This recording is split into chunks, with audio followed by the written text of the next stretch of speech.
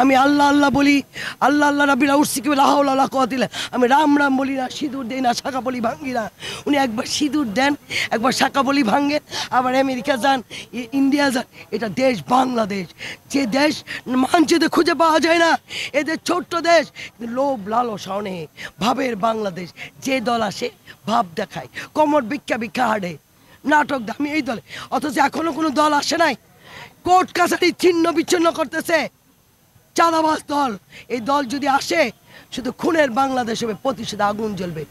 যখন বাসে আগুনে পুরো মৃত্যুর যন্ত্রণা, পুরা যন্ত্রণা, যে কত কষ্ট, এটা আমরা যখন কাতরাইছিলাম।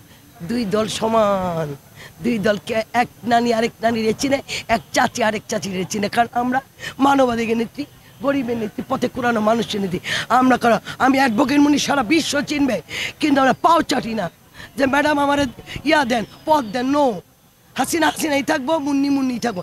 আমার নামের আগে অ্যাডভোকেট আছে, ওদের নামের আগে অ্যাডভোকেট নাই। ওরা আমাদের কাছে ধরা দিতেইব। এখন কাজের বুয়ার মতো এসে কব মা রে মাপ চাই, তুই গেছসকে বলে তুই কই গেলি।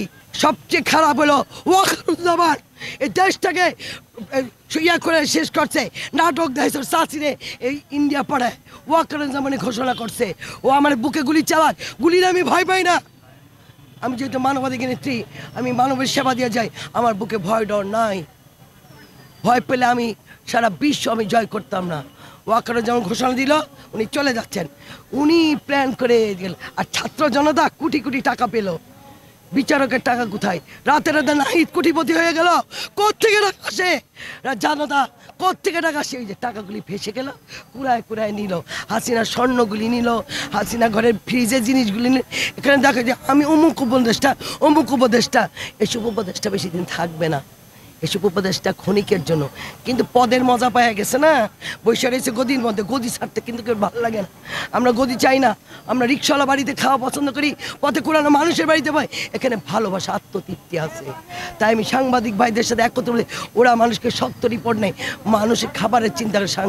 মানুষ বলে সাংঘাতিক না, ওরা সত্য রিপোর্ট নিয়ে বেড়ায়।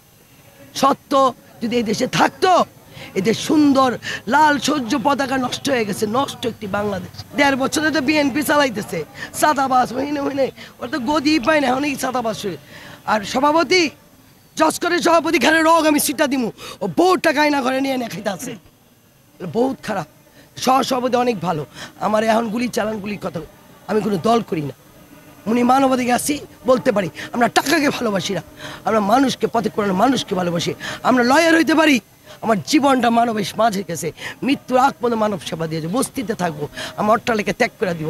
আমি সরফদি বাবা, শালী বাবার ভক্ত, ওই পীরের দরবারে পেরা থাকবো। এটার মধ্যে শান্তি আছে, লেটকি খিচুড়ি শান্তি আছে, পোলার মধ্যে শান্তি নাই। দেশটারে নষ্ট করছে ওবায়দুল কাদের। বাংলাদেশের যত মূলা আছে, খেলা হবে, তুই মূলা দেখাবি, তোরে মূলা আমরা দেখাবো। তোর বাংলাদেশের যত মূলাই না, মুখটার মধ্যে শেষ মুখ। তুই তো ভাষাই জানোস না, তুই তো কথাই জানোস না।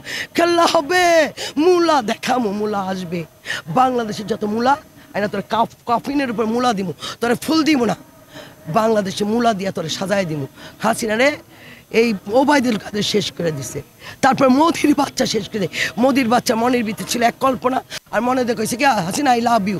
ইলিশ মাছ, তাজা তাজা মাছ খাইছে, আর ভালো ভালো খাবার খাইছে, উপরে যা ভালোবাসা দিয়েছে।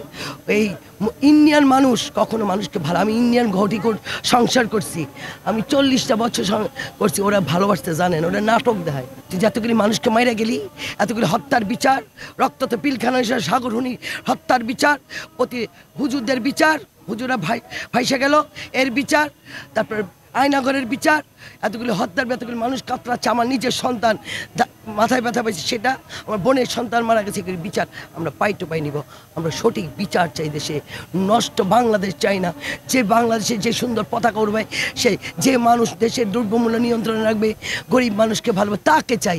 নাটক চাই না, ইনুস ভাই নাটক ভাই দরকার নেই, আমরা সুন্দর মানুষ চাই। আর মেয়েরা যাতে উশৃঙ্খল হয়েছে, প্যান্ট শার্ট পরে ডেটিং করে, এটা আমরা বন্ধ করে দেবো, ওদের জবাই দিব একটা করে। প্রথম করবো আমি, যদি কখনো কোনো দল আসছে, যেহেতু আমি হিউম্যান রাইটস আছি, ওদেরকে একটা একটা আয়না ঘরে ভরবো। কারণ পরকীয়া বাংলাদেশে বেড়ে গেছে, যার ফলে ডিভোর্সের সংখ্যা বেড়ে গেছে।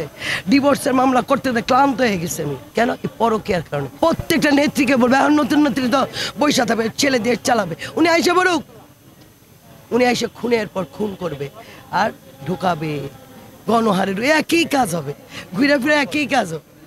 তারপরে বাংলাদেশটাকে শূন্য থাকবে, শূন্য একটি বাংলাদেশ। তারপর আমার সাংবাদিক ভাইদের পেটে খাবার জুটবে না, আমার নিরীহ অ্যাডভোকেটদের খাবার জুটবে না, অসহায় কিছু অ্যাডভোকেট যে মিথ্যা কথা বলতে পারে না, মানুষকে ভালোবাসে, সব অ্যাডভোকেট এক না। সব অ্যাডভোকেট এক হলে তাহলে দেশটা নষ্ট হয়ে যেত। আর কিছু অ্যাডভোকেট পকেট গুঞ্জাবে, এখনই গুঞ্জাচ্ছে, এভাবে দেশ চলতে থাকবে। এই নষ্ট বাংলাদেশ তৈরিতে বহু দেরি আছে। তাই আমরা এখন অপেক্ষা আছি ওনার কী রায় হবে, কি হবে। বাকি মিষ্টিটা খাওয়া হবে, মিষ্টি খেলেও আরেকটা মিষ্টি মনে হবে, দুইটা একসাথে মরুক।